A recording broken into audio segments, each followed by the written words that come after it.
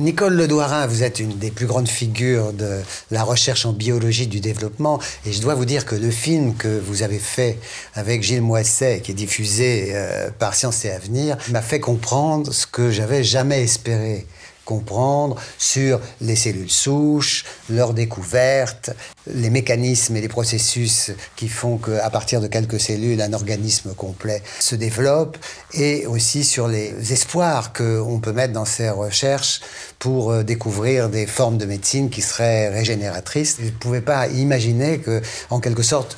quelqu'un réussirait à me faire rentrer un peu dans le cerveau d'une grande scientifique. Et je voudrais savoir comment vous avez vécu ça. J'ai apprécié qu'on me propose d'expliquer au public une question qui finalement intéresse tout le monde et touche tout le monde. En effet, les cellules souches, beaucoup en parlent.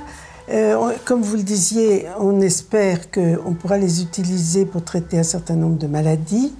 puisque l'idée c'est de remplacer des cellules qui sont ou mortes ou déficientes dans le corps par des cellules qui ont toutes leurs capacités, des cellules plus jeunes. Alors comment faire cela? C'était quelque chose d'inenvisageable pendant très longtemps, jusqu'à ce que l'on découvre un type de cellules particulier qu'on a appelé cellules souches. Il s'agit de types cellulaires qui ont toutes une caractéristique en commun, mais qui sont tout de même diverses. Et on a commencé à parler et surtout à leur donner une définition basée sur des recherches expérimentales à partir des années 1960. Et en particulier, ce qui a déclenché les recherches dans ce domaine, ce sont des événements extrêmement regrettables, extrêmement tristes, qui sont les bombardements atomiques sur les villes japonaises de Hiroshima et Nagasaki. Et c'est à partir de là qu'on a compris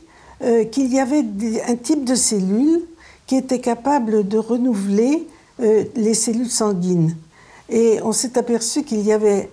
une cellule qui avait cette capacité de produire non pas des globules rouges ou des globules blancs, mais tous les types de globules blancs et en plus les globules rouges. Donc ce sont des cellules particulières. Elles sont en petit nombre, mais elles ont la capacité de s'auto-renouveler et ensuite de fournir tout un tas de types cellulaires. On avait donc trouvé ce qui était la cellule souche du sang. Et ensuite, on s'est rendu compte qu'il y avait des cellules de ce type-là dans tous les tissus de notre organisme. Pourquoi? Parce qu'on s'est rendu compte encore de quelque chose qui n'était pas bien perçu auparavant,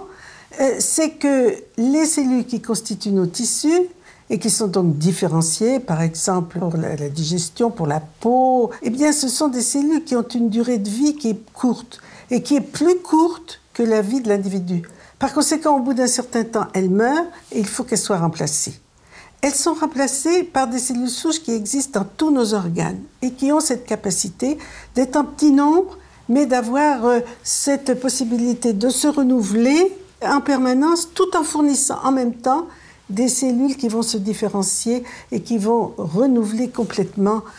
toute la paroi, par exemple, interne de l'intestin, qui se renouvelle tous les 3 jours ou 5 jours, ça dépend des niveaux. Les cellules de la peau, qui se renouvellent tous les 21 jours, et même à l'intérieur du cerveau, dont on croyait qu'il avait une stabilité considérable au point de vue cellulaire, eh bien, il y a dans le cerveau des cellules, des neurones qui naissent au cours de la vie et qui remplacent des neurones qui sont morts.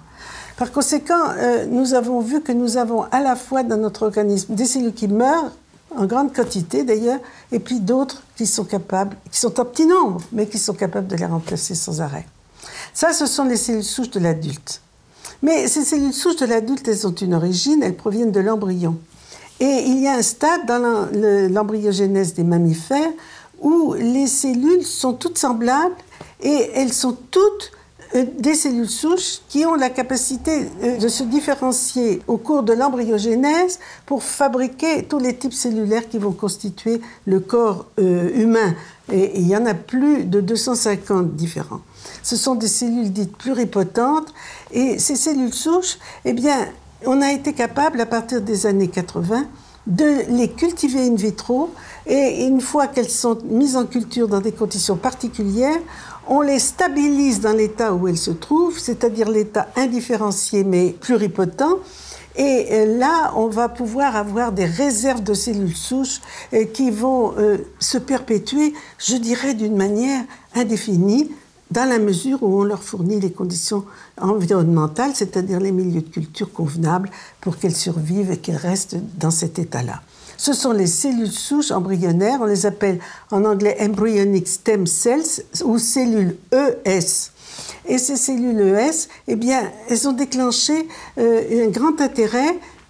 à partir du jour où on a pu les obtenir à partir des embryons humains, parce qu'on s'est dit qu'à partir de ces cellules-là, on pourrait, puisqu'on en est maintenant capable, obtenir des tissus comme des cellules de myocarde, ou bien comme des cellules musculaires, ou bien comme même des cellules nerveuses,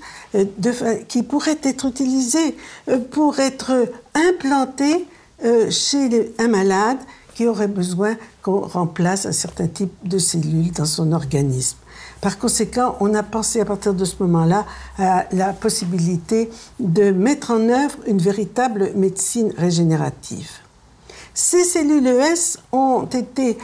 évidemment controversées parce qu'elles impliquent qu'un embryon soit transformé en culture de cellules. Mais l'imagination et la puissance des scientifiques et la puissance de la science sont telles qu'on a trouvé récemment, depuis 2007, la possibilité d'obtenir des cellules souches du même type et ce qui ne présente absolument aucun problème éthique. Et ces cellules-là, ce sont des cellules déjà différenciées que l'on peut prélever sur un organisme adulte, par exemple à partir du derme de la peau. On les met en culture et avec des gènes qui ont été découverts comme étant des gènes tout à fait décisifs pour induire l'état